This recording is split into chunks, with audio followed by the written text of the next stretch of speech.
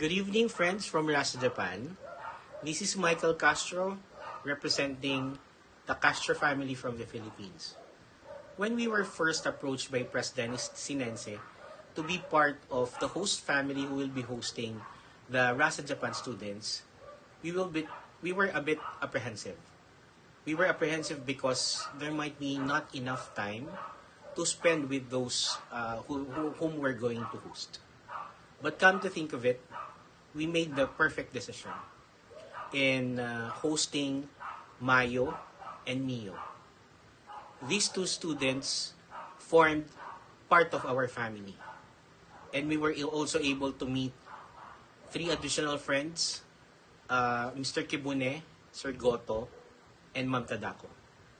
It was a great experience, most especially when we exchanged stories regarding your country and our country.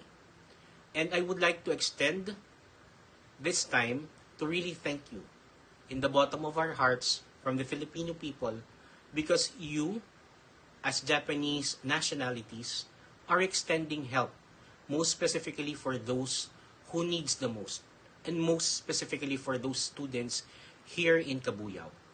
Again, our heartfelt thank you for our friends in Rasa, Japan. Thank you.